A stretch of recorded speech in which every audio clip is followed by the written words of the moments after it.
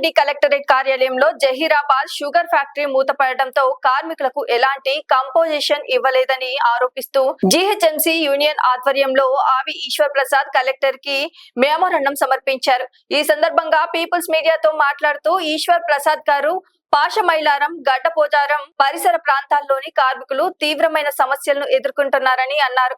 ఇటీవల ఎదురవుతున్న షిగాచి పరిశ్రమ సమస్యలను కూడా వివరించారు. కార్మికుల హక్కుల కోసం పోరాటం కొనసాగుతుందని, మూతపడ్డ జహీరాబాద్ షుగర్ ఫ్యాక్టరీ కార్మికులకు తక్షణమే కాంపోజిషన్ చెల్లించాలని ప్రభుత్వాన్ని ఆయన డిమాండ్ చేశారు. అధ్యక్షుడు ఆర్ ఈశ్వర్ ప్రసాద్ గారు ముందుగా ఓడిఎఫ్లో ఇన్ని సంవత్సరాలు సర్వీస్ చేసి రిటైర్డ్ అయినందుకు ఆయనకి పీపుల్స్ మీడియా తరఫున హృదయపూర్వకమైన ధన్యవాదాలు తెలియజేసుకుంటూ, ఆయన అనునిత్యం కార్మికుల గురించే కష్టపడుతూ ఉన్నాడు. కాబట్టి అసలు ఈ మెదక్ జిల్లా, సంగారెడ్డి జిల్లా, పాషమైలారం, గడపోతరం ఈ ఏరియాలో ఉన్నటువంటి పరిశ్రమల్లో కాంట్రాక్టర్లను పెట్టి ప్రతి కంపెనీ లాభాల్లో ఉన్నప్పటికీ కూడాను ఏ కంపెనీ కూడా 10,000 జీతం కార్మికుడికి దాటట్లేదు. ఎక్కడెక్కడి నుంచో వచ్చిన వాళ్ళు ఈ జీతాలతో బతకాలంటే బతకడం కష్టం. అనేక సంఘాలు ఉన్నాయి. ఒక సంఘానికి పడి రావట్లేదు. అందరూ కూర్చొని మాట్లాడుకోనైనా ఈ ఇష్యూ పైన మినిమం వేజ్ 18,000, 26,000 అంటున్నారు. కానీ కనీసం ఎక్కడ ఎవరికి ఏ జీతం రావట్లేదు, 10,000 కంటే దాటట్లేదు. దాని గురించి అని చెప్పేసి ఈశ్వర్ ప్రసాద్ గారిని ఈరోజు ఇంటర్వ్యూ చేస్తున్నాం. నమస్కారం అండి. చెప్పండి, ఏంటి ఇప్పుడు కాంట్రాక్టర్లు అని పెట్టారండి ప్రతి కంపెనీలో. ఇష్టం ఉన్న రోజు పని చేయించుకుంటున్నాడు, ఇష్టం లేని రోజు అవసరం లేదు వెళ్ళిపోనే పరిస్థితి ఉంది. 10,000 జీతం దాటట్లేదు. అసలు ఫస్ట్ ఈ ఇష్యూ పైన మీ అభిప్రాయం చెప్పండి. ఈరోజు మనకు కార్మిక చట్టాలు చాలా స్పష్టం చెప్తుంది. కనీస వేతనాల చట్టం 1948 ఏం చెప్తుందంటే 5 ఏళ్లకు ఒకసారి కాంట్రాక్టు, అవుట్సోర్సింగ్, క్యాజువల్ కార్మికుల వేతనాలు రివైజ్ చేయాలి. 2012 నుంచి తెలంగాణ రాష్ట్రంలో వేతనాల రీవిజన్ జరగలేదు. కేసీఆర్ ఉన్నన్ని రోజులు చేయలే. వీళ్ళన్నారు అట్లా కాదు, మేము రాగానే రివైజ్ చేస్తామన్నారు. 20 నెలల కాలం దాటింది, వీళ్ళు కూడా రివైజ్ చేయట్లేదు. ఈ ప్రభుత్వం సింపుల్గా జనవరి 24వ తారీఖు నాడు ఒక రిలీజ్ చేసింది. ఏం చేసిందంటే డిఏను బేసిక్ను కలిపి ఇదే రివిజన్ అని చెప్పి చెప్తా ఉన్నది. ఇది అన్యాయం. ఇది రాష్ట్ర ప్రభుత్వ ఉద్యోగులది 5 ఏళ్ళకు ఒకసారి రివైజ్ అవుతుంది. కేంద్ర ప్రభుత్వ ఉద్యోగులది 10 ఏళ్ళకు ఒకసారి రివైజ్ అవుతుంది. ఎంపీ ఎమ్మెల్యేలకు ఇప్పటి వరకు 20 ఏళ్లలో 3 సార్లు రివైజ్ చేసుకున్న వేతనాలు. కానీ కాంట్రాక్ట్ అవుట్సోర్సింగ్ లాంటి పేద కార్మికులకు వేతనాలు రివైజ్ చేయకపోవడం వల్ల ఇవాళ 12,000 రూపాయలు దాటని పరిస్థితి ఉన్నది సెమీ స్కిల్ వర్కర్కు.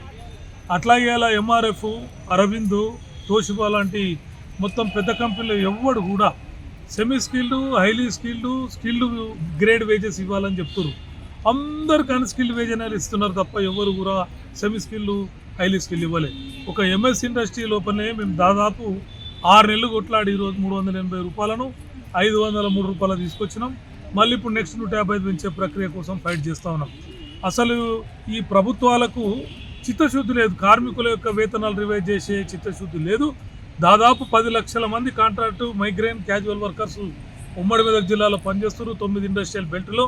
దీన్ని తక్షణం ప్రభుత్వం గమనించాలి. కార్మికులు కూడా చైతన్యంతో ఈ కార్మికుల పక్షాన ఆలోచించిన వాళ్ళను ఎన్నికల్లో చిత్తుగా ఓడించే నిర్ణయం తీసుకునే నిర్మాణం వచ్చినప్పుడే ఇది సాధ్యమవుతుందని నేను భావిస్తున్నాను.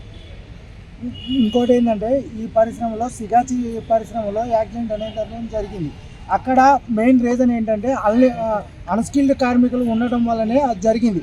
స్కిల్డ్ కార్మికులు, అన్స్కిల్డ్ కార్మికులు అనేది గుర్తించట్లా. తక్కువ జీతానికి కావాలన్న ఉద్దేశంతో తీసుకొచ్చుకొని పెట్టుకుంటున్నారు. హిందీ వాళ్ళని ఎవరినైతే వాళ్ళని తెచ్చి పెట్టుకుంటున్నారు. దీనిపైన మీ అభిప్రాయం? సిగాచి కార్మికుల కంపెనీ బ్లాస్టింగ్లో భారతదేశంలో భూపాల్ ఘటన తర్వాత అతిపెద్ద ఘటన. 54 మంది చనిపోయారు. అలా మైగ్రేన్ వర్కర్, ఇతర రాష్ట్రాల నుంచి వచ్చి పనిచేస్తున్న కార్మికులు చాలామంది. వాళ్ళ జీవితాలన్నీ అఘోరమైనవి. చిన్న పిల్లాడు అడుతున్నాడు, మా నాయన ఏడని చెప్పి అడితే మాంసం ముద్దలు చూపిస్తుంది తల్లి. అట్లాగే ఫ్లైట్ ఎక్కొచ్చి తన కొడుకుని చూద్దామని వచ్చిన ఆయనకు బాడీ కనిపించలేదు. అక్కడ కథలు, అక్కడ బాధలు వర్ణనాతీతం. ఇప్పుడు కూడా మేము కలెక్టర్ మెమోరాండం ఇచ్చినాం. ఒక ముఖ్యమంత్రి ప్రకటించిండు 1 కోటి రూపాయలు నేను ఇస్తా అని చెప్పి, ఇంతవరకు దిక్కు లేదు. 25 లక్షలు ఇచ్చి 3 నెలలు అవుతుంది. మళ్ళీ దానికోసం మేము తిరగాల్సి వచ్చిన పరిస్థితి వచ్చింది. నేనేమంటున్నా, అసలు ఎందుకు జరుగుతున్నాయి యాక్సిడెంట్లు? మొన్న దౌలతాబాద్లో జరిగింది, అంతకుముందు గడపోతారంలో జరిగింది, ఇప్పుడు సిగాచి, పాషమైలారం జరిగింది. దాదాపు 97 మంది ఇప్పటివరకు చనిపోతారు రాష్ట్రంలో. కారణం ఏంటంటే 2019-20లో గత రాష్ట్ర ప్రభుత్వము ఈజీ డూయింగ్ ఆఫ్ బిజినెస్ పేరుతో ఫార్మా కంపెనీలను ఫ్యాక్టరీస్ డైరెక్టర్ కానీ, లేబర్ డిపార్ట్మెంట్ కానీ ఇన్స్పెక్షన్ చేయొద్దు, పొల్యూషన్ కంట్రోల్ బోర్డు ఇన్స్పెక్షన్ చేయొద్దని ఆర్డర్లు, జీవో పాస్ చేసింది జియో నంబర్ 36, జియో నంబర్ 20, 2019-20. ఇప్పటి వరకు ఎవడు కూడా విజిట్ చేయకపోతే థర్డ్ పార్టీ సర్టిఫికేట్ ఇస్తారు అన్ని బాగున్నాయని. ఆ థర్డ్ పార్టీకి డబ్బులు ఇచ్చేసి తీసుకుంటారు తప్ప ఎవడు ఇన్స్పెక్షన్ చేయట్లే. సిగాచిలో జరగడానికి కూడా కారణం అదే. Furnace outdated, tools outdated, chemical processing safety లేదు. కాబట్టి ఆ ప్లాస్టిక్ ఒక్కొక్క కార్మికుడు 50 నుంచి 100 ఫీట్ల పైకి ఎగిరిండు. ఇంత దుర్మార్గం జరుగుతున్నా ఇంకా ప్రభుత్వాలు ఆ జీవన రద్దు చేయకపోవడం దుర్మార్గం. మేము ఆల్రెడీ లెటర్ ఇచ్చినాం కలెక్టర్ గారికి, ఇక్కడున్న మినిస్టర్కు, అట్లాగే అందరికి ఇచ్చినాం. అందరూ ప్రశాంతంగా కూర్చుంటారు తప్ప ఇంకోటి అనట్లేరు. నాట్ ఓన్లీ సిగాచి, అసలు ఈ రాష్ట్రం లోపల మైగ్రెంట్ కార్మికులు దాదాపు 8 లక్షల మందికి బానిసల్లాగా, కట్టు బానిసల్లాగా పనిచేయించుకుంటున్నారు. ఏ హక్కులు కల్పిస్తలేరు. మైగ్రెంట్ వర్కర్ చట్టం వర్తిస్తలేదు. ఫార్మా కంపెనీలలో యాక్సిడెంట్లకు దిక్కు దివానం లేదు. ఈ దుర్మార్గాలు నశించాలి. ఖచ్చితంగా ఈ ప్రభుత్వాలు అనేటువంటివి కార్మికుల పక్షాన, అట్లాగే కార్మికులందరి భవిష్యత్తు చూసిన ఒక పెద్ద మంచి తరాలు ఆలోచించాలని చెప్పి నేను భావిస్తున్నాను. సో పొల్యూషన్ కంట్రోల్ బోర్డు, అదేవిధంగా ఫ్యాక్టరీ ఇన్స్పెక్టర్ వీళ్ళు లంచాలు తింటూ అవుట్డేటెడ్ అయిన వాటిని కూడా తొలగించకుండా ఇలా చేయడం వల్ల సిగాచిలో ఆ ప్రమాదం జరిగింది. నెక్స్ట్ ఇంకో కంపెనీ జరగకుండా ఉండాలి అంటే మీరేం సూచన చేస్తారు? Pollution control board, factory inspector కనుక అలా చేస్తే వాళ్ళు ఉద్యోగాలకు తొలగించవచ్చు, ఛార్జ్షీట్ ఇవ్వచ్చు, శిక్ష తీసుకోవచ్చు. ఈరోజు థర్డ్ పార్టీ ఇన్స్పెక్షన్కు ప్రభుత్వం అనుమతి ఇచ్చింది. థర్డ్ పార్టీ అంటే ఒక ఆన్లైన్లో అప్లికేషన్ పెడితే వాడు క్లియరెన్స్ ఇస్తున్నాడు. వాళ్ళు ఎట్లా కంట్రోల్ చేస్తావు? అట్లాగే ఈరోజు ఒక రాజ్యాంగ యంత్రం అంటే ఈరోజు ఎగ్జిక్యూటివ్ అథారిటీస్ని కంట్రోల్ చేసే పవరు, కాంట్రాక్ట్ రూల్స్ ప్రభుత్వంతో ఉంటాయి. అధికారుల కంట్రోల్ ఉండాలి. మనకి ఇప్పుడు లేబర్ డిపార్ట్మెంట్ ఉంటే ఇన్స్పెక్షన్ చేసి రైడింగ్ చేసి లేవని చెప్తుండే. బట్ థర్డ్ పార్టీ వాడు ఆన్లైన్లో తీసుకుంటున్నాడు. కాబట్టి ప్రభుత్వం అనేటువంటిది నిరంతరం కింది దాకా పర్యవేక్షణ చేసి ఎగ్జిక్యూటివ్ చూడాల్సిన బాధ్యత ప్రభుత్వానికి ఉంటుంది. ఇది ఖచ్చితంగా factory director department, labour department వాళ్ళని మరింత శిక్షణ ఇచ్చి అట్లాగే వాళ్ళకి ఆన్సరబిలిటీ నేర్పి పనిచేయించాలి తప్ప ఇట్లా థర్డ్ పార్టీలకు ఇవ్వడం వల్ల ఇవి మరింత పెరుగుతాయి. ఇప్పటివరకు 97 యాక్సిడెంట్ జరగడానికి కారణం అదే. భారతదేశంలో ఇప్పటివరకు దాదాపు 500 జరిగినాయి. సగటున వారానికి ఒకటి చచ్చిపోతూ ఉన్నాడు కార్మికుడు ఫార్మా కంపెనీలలో. ఈ దిక్కు దివానం లేని దయనీయమైన పరిస్థితి ఎందుకుంది ఇక్కడ? ఇది ప్రపంచ దేశాల్లో గమనించినప్పుడు స్విస్లో కానీ, యూకేలో కానీ, మిగతా చోట చాలా స్పష్టంగా మనకు అన్ని సిస్టమేటిక్ ఉంటేనే ఆ పర్మిషన్ ఇస్తారు, లేకపోతే లేదు. ఇక్కడ అడిగే నాతులు లేకుండా పనిచేస్తారు. నిన్నే చూసినాం మనం.